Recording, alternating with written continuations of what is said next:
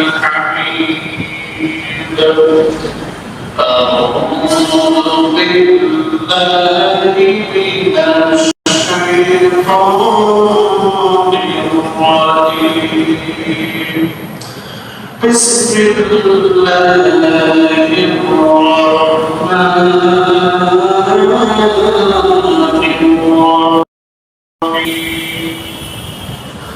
يا أيها الرسول بلغ ما أنزل إليك من ربك وإن لم تفعل فما بلغت رسالته والله يعصمك من الناس إن الله لا يهدي القوم الكافرين. وقال رسول الله صلى الله عليه وسلم من أحب سنتي فقد أحبني ومن أحبني كان معي في الجنة أو كما قال رسول الله صلى الله عليه وسلم أمرت أن يقاتل الناس حتى يشهدوا أن لا إله إلا الله وقال تعالى في شان حبيبه ومخبرا وآمرا إن الله وملائكته يصلون على النبي يا أيها الذين آمنوا صلوا عليه وسلموا تسليما اللهم صل على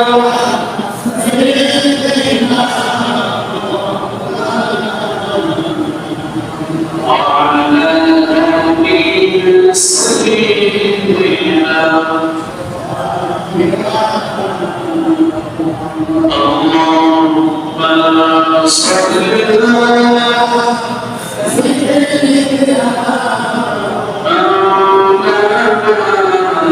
محمد وعلى آله سيدنا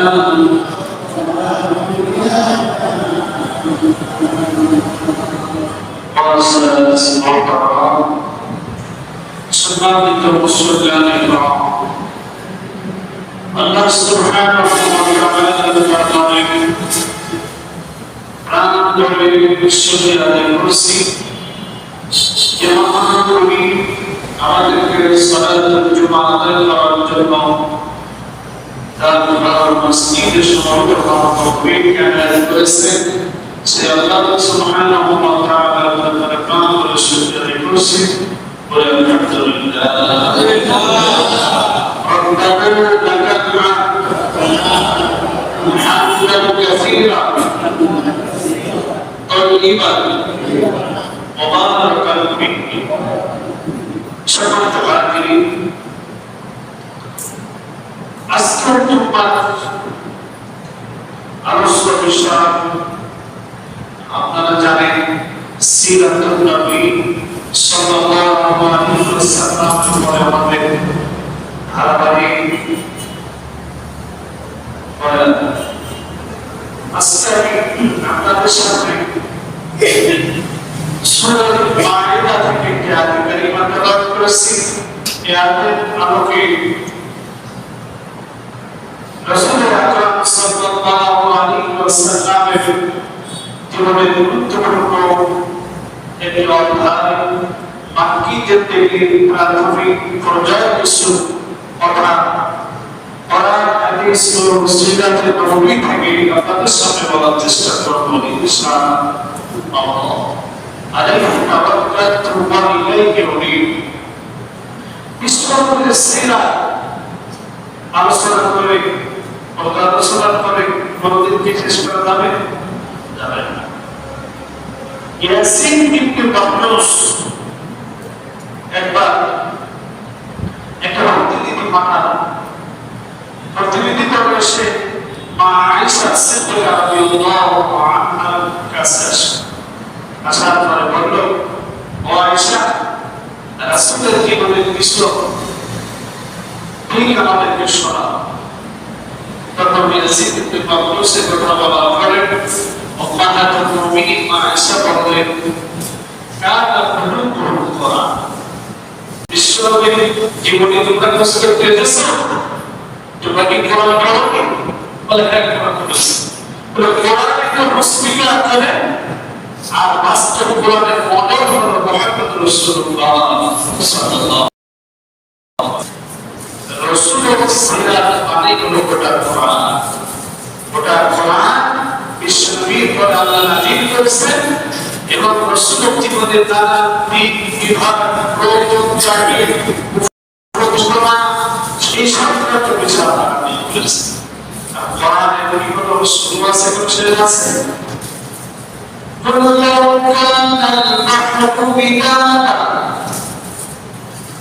কোরআনে বলেছেন, এই মহান সাগরের পানিগুলো যদি কালি হয়ে যায় আর কালিকে যদি আল্লাহর কালামের ব্যাখ্যা লেখা শুরু হয়ে যায়, এই কালামের ব্যাখ্যা লিখতে লিখতে মহাসমুদ্রের সমস্ত কালিগুলো শেষ হয়ে যাবে, কিন্তু আল্লাহর কালামের ব্যাখ্যা লেখা শেষ হবে না। কালামের ব্যাখ্যা লেখা শেষ হবে না। তাহলে মুহাম্মদ রাসূলুল্লাহ সিরাত আলোচনা করে কোনদিন আমরা মুহাম্মদ রাসূলের রাহমাতাল লিল আলামিন মুহাম্মদ রাসূলুল্লাহ পৃথিবীতে আসলেন কেন? আসলে মানব জাতিকে জাহান্নামের আগুন থেকে মুক্ত করার জন্য। আল্লাহ তাকে পাঠালেন কোন সমাজে? জাহেলি সমাজ। জাহেলি সমাজকে পরিবর্তন করে আদর্শ আধুনিক সোনালী সমাজ প্রতিষ্ঠার জন্য ওই জাহান্নামীগামী একটা মানব জাতিকে জাহান্নাম থেকে ফিরিয়ে জান্নাতের পথে পরিচালনা করার জন্য আল্লাহ তাআলা তার নবীকে পৃথিবীতে পাঠালেন। এই কেন বলেন? বিশ্বনবী বলেন আল্লাহ পাক ওহী করতেছেন, আল্লাহ তাআলা তার হাবিবকে প্রদান করেছেন তার হেদায়েত। আল্লাহ তাআলা বলেন রাসূলুল্লাহ সাল্লাল্লাহু আলাইহি ওয়াসাল্লাম ঘরের ভিতর সবসময় আতঙ্ক মনের ভিতরে বিরাজ করে। আল্লাহ তাআলা তার হাবিবের প্রতি নির্দেশনা দিলেন, ইয়া আইয়ুহার রাসূল বাল্লিগ মা উনজিলা ইলাইকা মির রাব্বিক ওয়া ইন লাম তাফআল ফামা বাল্লাগতা রিসালাতাহু ওয়া ইয়া'সিমুকা মিনান নাস। আল্লাহ ওয়াদা করলেন, ইয়া আইয়ুহার রাসূল, হে আমার রাসূল। এটা কার কাছে? রাসূলকে কে দিয়েছেন? আল্লাহ। ইয়া আইয়ুহার রাসূল, হে আমার রাসূল। রাসূল আল্লাহ পাক এই পৃথিবীতে সমস্ত নবীদেরকে পাঠিয়েছেন, সব নবী কিন্তু রাসূল নয়, কিন্তু সব রাসূল রাসূলদের কমিউনিটিতে পার্থক্য করবে। নবীদের কাজ সাধারণ নবী শব্দটি হলো নাবাতের উন্নতি, তার অর্থ হলো সংবাদ প্রচার।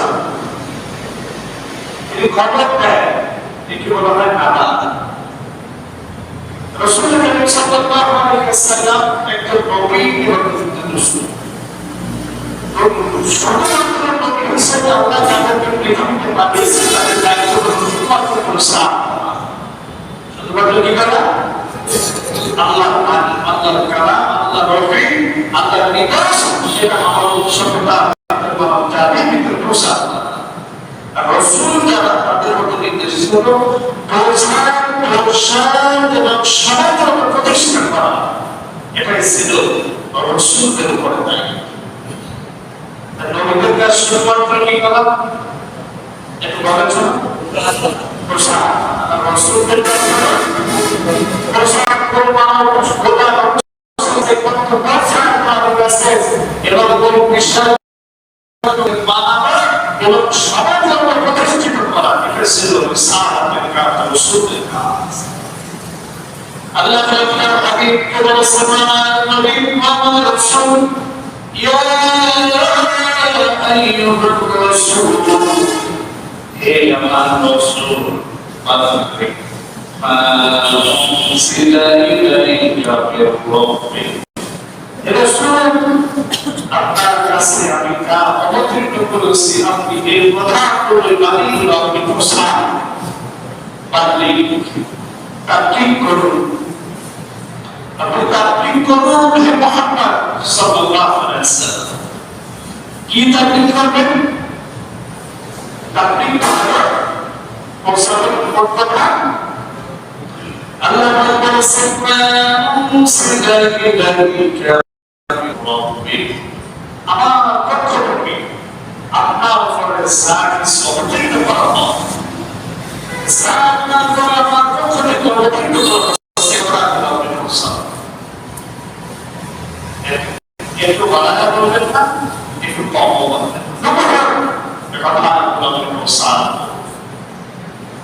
যদি আপনি এটা আপনি যদি আপনি কাজ না করেন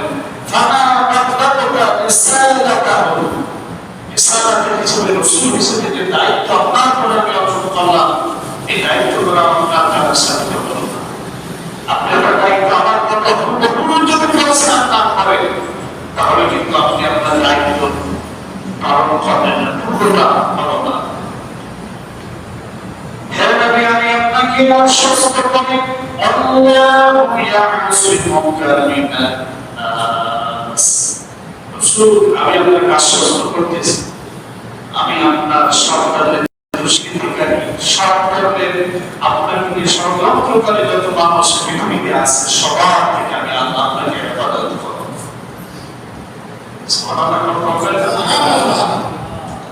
আপনি কাছে বিধান করুন, কারো রক্ত চোখে ভয় করবেন না, কারো ওসব রেখা দিতে আপনি এই কাছ থেকে বিশ্রাম হবেন না। আল্লাহু ইয়াসিমুকা মিনান নাস, আমি আপনাকে ইন্তেকালের জন্য পৃথিবীতে পাঠাইছি, এই কারণে বেফাকারে মানুষের মধ্যে প্রসার করব। আমি আপনাকে নিরাপত্তা দিচ্ছি, আপনাকে গ্যারান্টি দিচ্ছি, আপনার যত শত্রু আছে পৃথিবীতে মানুষের ভিতর থেকে সব শত্রুদের থেকে আমি আল্লাহ আপনার নিরাপত্তার দায়িত্ব নিলাম। সারাতের মতো এই মহান দায়িত্ব আপনাকে আমি প্রিয় ময়দানে নামিয়ে দিলাম।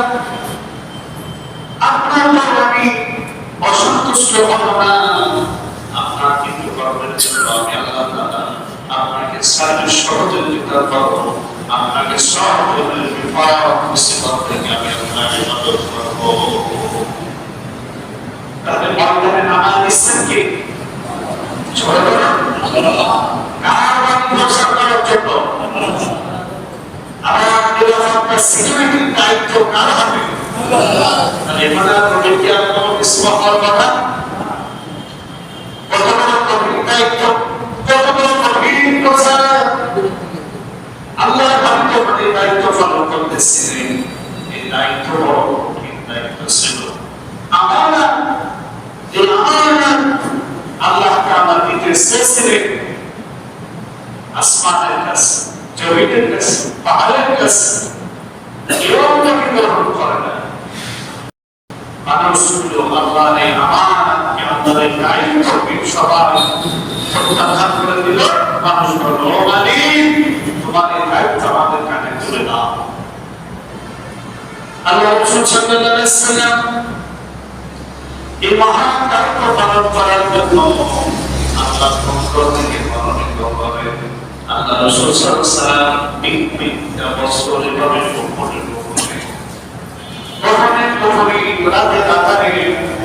একেবারে নির্যাতন আল্লাহ রাসূল মানুষের কাছে দাওয়াতের কাজ করে। ৩টা বছর কখনো ঘটে কাফের মুশরিকদের সঙ্গে নিয়ে আল্লাহর দিনের দাওয়াত রাসূলের কাছে প্রচার করে। কত বড় কষ্টের ঘটনা ছিল।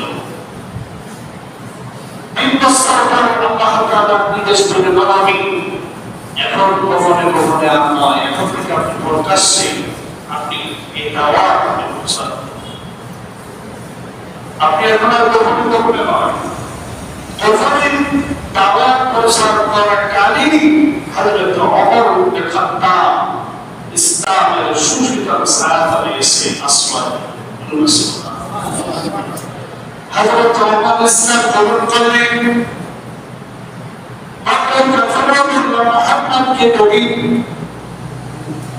হত্যা করতে পারেন না বলে তাকে পুরস্কৃত করা হবে। ওমর ইবনে খাত্তাবের পুরস্কার তাদের আশায় বিশ্বনবীকে হত্যা করতে হয়েছিল। বিশ্বনবী হত্যা করার জন্য ওমর ইবনে খাত্তাব বের হয়েছিল। ওমর এত বর্তমানে এটাতে আল্লাহ রসুলকে হত্যা করতে বের হয়ে গেল। অনেক বড় ইতিহাস। ওমর রাদিয়াল্লাহু তাআলা পর্যন্ত আল্লাহর হাবিবের হাতে নাম থেকে তখন কালেমা গ্রহণ করলেন। আল্লাহর নবী ইসলামের এক নতুন অধ্যায় সূচনা করলেন। সুবহানাল্লাহ। ওমর যখন কালেমা গ্রহণ করলেন বললেন, ইয়া রাসূলুল্লাহ, এই যে ধর্ম, এই যে আদর্শ, এই যে মানবতা, এটা কি সঠিক পথ নয়, সঠিক পথ নয়? রাসূলুল্লাহ আল্লাহর পক্ষ থেকে নাযিল হওয়া নাযিলকৃত কথা এটা। ওমর বললেন, ইয়া রাসূলুল্লাহ, এই ধর্ম যদি সঠিক হয়, এই ধর্ম যদি সঠিক হয়, তাহলে কেন আমাকে করতে এই কাজ করতে হবে? প্রকাশ্যে দেওয়াকে মসজিদে হারামের সামনে গিয়ে হযরত ওমর কালেমা ঘোষণা দিয়ে রাসূলকে হত্যা করতে গিয়েছিল। রাসূলের হাতে রাসূলের কাছে তার আল্লাহ দিয়ে ইসলামের সুশীতল ছায়া আসমানে। এভাবে আল্লাহ তাআলা তার দ্বীনকে বিজয় করলেন। থেকে রাসূলের হাতকে রাসূলের কদমকে আল্লাহ তাআলা বাকি রাসূলের হাতকে শক্তিশালী করলেন ওমর ইসলাম কবুলের মাধ্যমে। এবার প্রথমে তার শেষ হওয়ার প্রকাশ্যে তার শুরু হতে আল্লাহর হাবিব 13 বছর মক্কি জিন্দেগি অতিবাহিত করলেন। 3 বছর গোপনে গোপনে, 4 বছর প্রকাশ্যে। প্রকাশ্যে দাওয়াত দিয়ে যখন একটা ইসলামের একটা ভালো একটা পর্যায়ে আসলো, এরা দেখল মক্কা কাফের মুশরিক ইহুদি খ্রিস্টান যারা, ওরা দেখল দিনের পরে দিন আমাদের আদর্শ থেকে মানুষগুলো মুহাম্মাদের তাহলে শামিল হয়ে যাচ্ছে। এবার শুরু হয়ে গেল রাসূলের বিরুদ্ধে নানান রকমের কথা, নানান রকমের ষড়যন্ত্র। রাসূল করিম সাল্লাল্লাহু আলাইহি ওয়াসাল্লামকে নিয়ে নানান রকমের বাজে মন্তব্য করতে লাগলো। মুহাম্মদ একটা পাগল,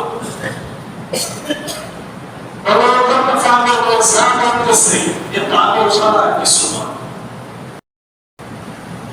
এবার কথা শুরু হলো। আমরা যখন বলি না যে নতুন যদি কিছু বলে বেশি, তাহলে আমরা কি এটা বলি কিনা মানুষ কথা বলতে পারে।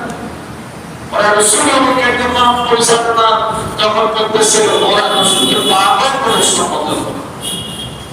আল্লাহ রাব্বুল আলামিন এই কথা তোমার দিয়ে দিলেন,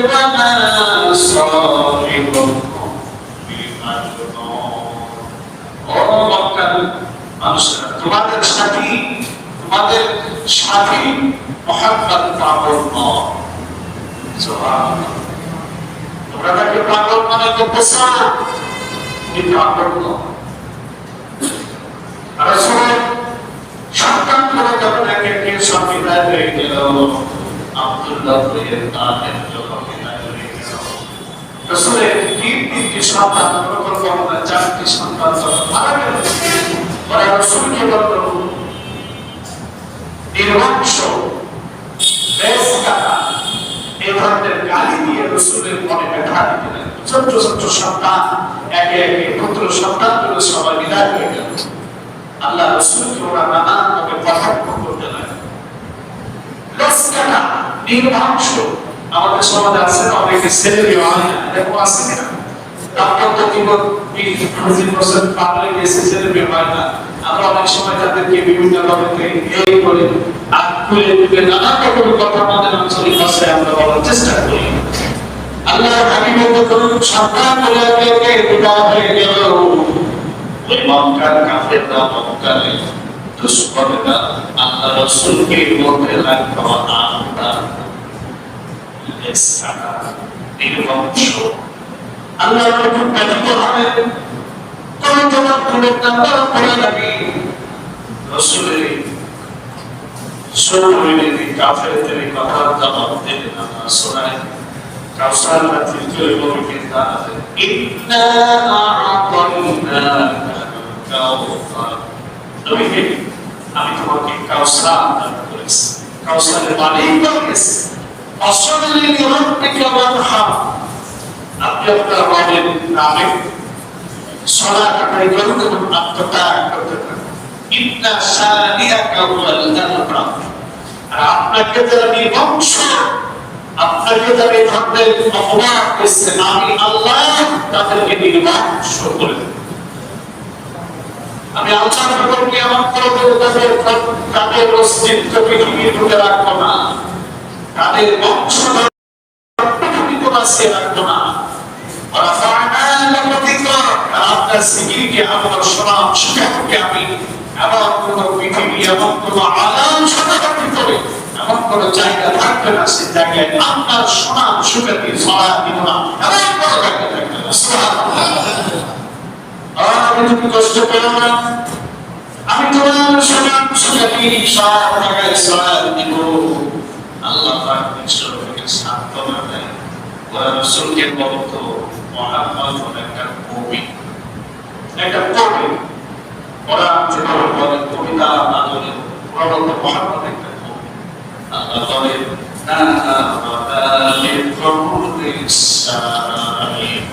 এটা কোনো কবির কথা নয় এটা কোনো কবির কথা নয় ওরা বলতো মুহাম্মদ হলো আল্লাহ পাক কি কথা জবাব করে দিয়েছেন ওয়ালা বিকাউমিকা আমার নবী সাহাবাদের তাফসীর আমার নবী যা কিছু বলে সব আসমান থেকে অবতীর্ণ সেই কথাগুলো আমার নবী তোমাদেরকে শোনান ওয়ালা ইউফিকু আলাইহি إن هو إلا وحي يوحى আমার নবী নিজের নাফসকে অনুসরণ করে কোনো কথা বলে না আমার নবীটা বলে সব কি সব কিছু করবে আমার নির্দেশ আমার হুকুম ছিল এরা বললো আমরা মানলাম কবি সব ঠিক আছে এবারও কোরআন গান হলো মুহাম্মদ কেন যদি রাসূল হয়ে থাকে তাহলে আমাদের মতো সাধারণ জীবন যাপন করবে আমাদের মতো তিনি কেন সাধারণ জীবন যাপন করবে এই সরোদের কথা আল্লাহ রাব্বুল আলামিন কোরআন কারীমের ভিতরে বলেছেন ওরা রাসূলকে বলতো মুহাম্মদ এমন কেন মুহাম্মদ যদি নবী হয়ে থাকে তাহলে তিনি তো হবেন আমাদের থেকে কিছু ব্যতিক্রম আমাদের থেকে কিছু ব্যতিক্রম তার ভিতর থাকবে আমরা কেন তার ভিতরে কোন ব্যতিক্রম কিছু আমরা দেখতে পারি ওরা বলতো রাসূলকে মুহাম্মদ যদি নবী হয়ে থাকে তাহলে বিজ্ঞান খাবার খাবেন বাজারে যাবেন আল্লাহ কোরআনে সূরা ফুরকানের ভিতরে তাদের কথা এভাবে তুলে ধরেছে وقالوا ما لهذا الرسول يأكل الطعام ويمشي في الأسواق لولا أرسل إليه ملك فيكون معه نذيرا كم رسول ما لهذا الرسول كم رسول قالوا محمد رسول الله يأكل الطعام আমরা যেমন খাবার খাই আমরা যেমন খানা দাবি না করে রাসূল তিনি খানা খান, তিনি কেমন রাসূল? আমরা তো বাজারে দেখে না কেনা করতে বাজার করতে কেনা বেচা করতে মুহাম্মদ সাল্লাল্লাহু আলাইহি বাজারে যায়, তাহলে তিনি কেমন রাসূল? তার অপরাধটা কিন্তু আমাদের মতো খাবার না। কথা শুনতেছেন? আপনার অপরাধটা হলো তিনি খাবার খান, বাজারে যান, এটাই হলো তার রিসালাতের যোগ্যতা লোক আছে অভ্যস্ত হয়ে গেল। এরপরে তারা বলল লাউলা উরসিলা ইলাইহি মালাকুন, মুহাম্মদ সাল্লাল্লাহু আলাইহি কাছে কেন আসমান থেকে ফেরেশতা অবতীর্ণ করা হলো না? তিনি তো নবী, তার সাথে বিশাল ফেরেশতা মণ্ডলী থাকবে, কারণ ফেরেশতা থেকে বলবে এই মক্কার কাফেররা, এই মক্কাবাসী, খবরদার যদি আমার রাসূলকে যদি রাসূল হিসেবে যদি মেনে না নেয় তাহলে কিন্তু ফায়াকুনু মা'হুম নাযীর, তারা প্রেরিত হলে আমাদেরকে ভয় দেখাবে। এইভাবে কাজটা করবে এবং আল্লাহ আমিও ইলাইহি তাবসুর, তার যেন দয়া ঠান্ডা থাকতো না। যে বিশ্ব মানুষকে এই যে নেতা তাকে তার পাশে পিছনে পিছনে দৌড়াবো, তার দয়া ঠান্ডা থাকতে হবে, এটা আজকে নতুন কিছু নয়। তৎকালীন মক্কার কাফেররা এই ধ্যান ছিল যে আরো যার রাস্তা যদি আমাকে না চালাতে পারে তার রাস্তা পুরো বড় থাকে। এই ধ্যান আছে আমাদের সমাজে দুই চার পাঁচ কোটি টাকা যদি না হয়, ব্যবসা বাণিজ্য থাকবে, প্রত্যেকদিন প্রত্যেকদিন শেষে 1,500 আমাদের পকেটে দিবে, তারপরে খালি খালি তার পাসপোর্ট করে দাও। আমরা এই থিওরিতে বিশ্বাসী না?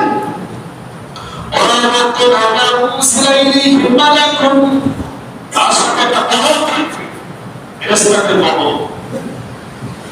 এবার তার খবরটা রাসূলকে যদি না মানে তাহলে কিন্তু একেবারে তোমাদেরকে কিন্তু জমি থেকে একেবারে উল্টা আর তো ফেরেশতা তার থাকবে আমল করতে হিকাংশু, তার কিছু ধন সম্পদের ভান্ডার থাকবে।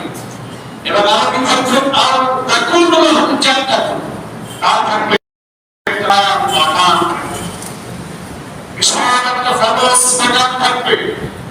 ইয়াকুলু মিনহা, সেখান থেকে আমরা আমাদের ইচ্ছা মতো নেতার বাস বাড়ি যাব আর সেখানে সিজনারি ফল বা কিছু প্রয়োজন সেটা আমরা সেখান থেকে বক্ষণ করব। এই কথাগুলো কাদের বলেন তো? মক্কার কাফেরদের কথা, রাসূল সম্পর্কে এমন কথা।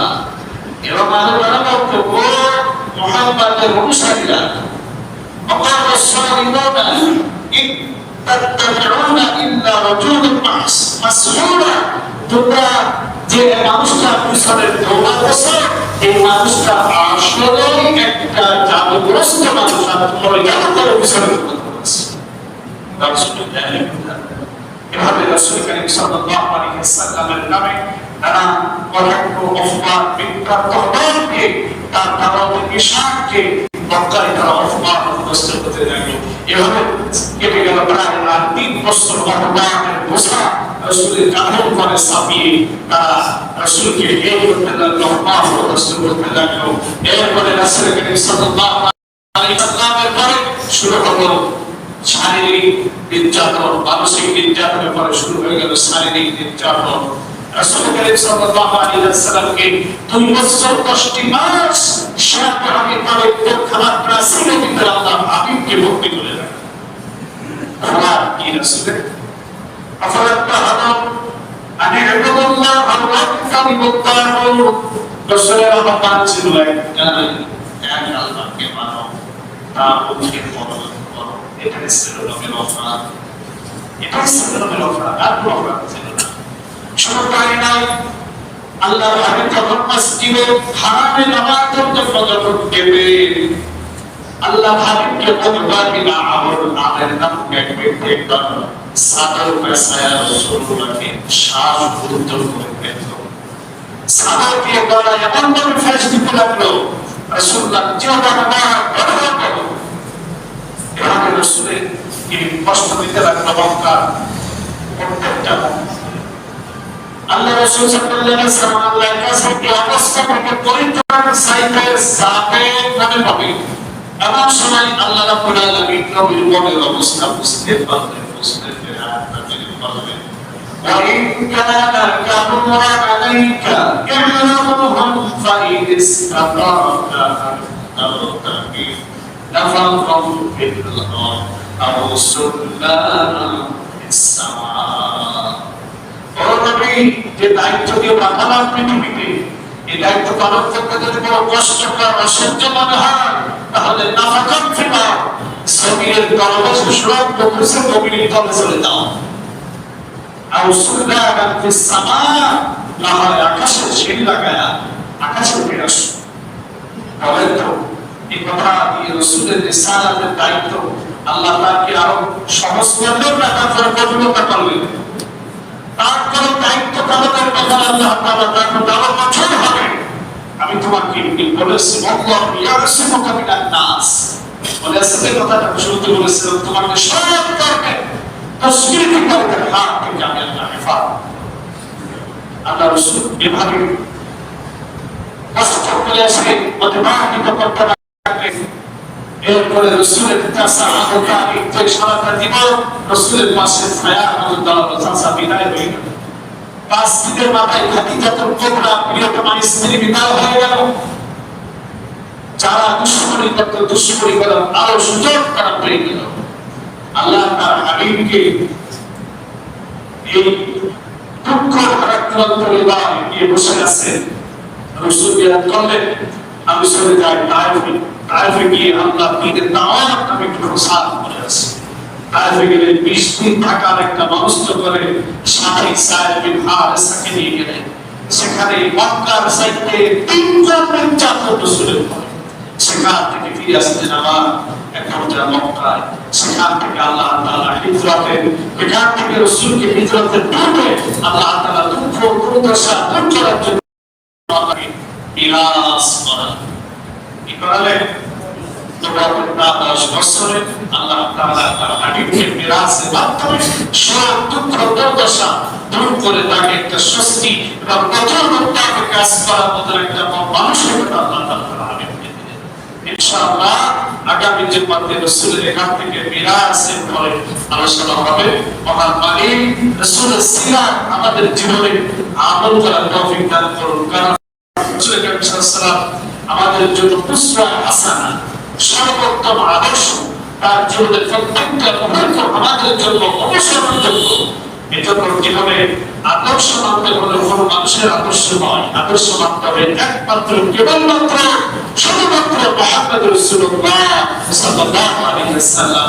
কারণ তার আদর্শের ভিতরে রয়েছে মানবতার কল্যাণ এবং মুক্তির রাস্তা। আসুন আল্লাহ তাআলা আমাদের কালীন শান্তি ও কালীন মুক্তির যে রাস্তা বিশ্বনবীর জীবন আদর্শের মাধ্যমে দেখিয়েছেন, এটা ব্যক্তি, পরিবার, সমাজ, রাষ্ট্র, অর্থনৈতিক সমাজ থেকে প্রত্যেক ক্ষেত্রে বাস্তবায়নের মাধ্যমে কালীন কল্যাণ, পরকালীন জাহান্নামের আগুন থেকে মুক্তির রাস্তা দেব আল্লাহ তাআলা আমাদের করে দেন। হাযা মা ইলমি ওয়াল ইলমু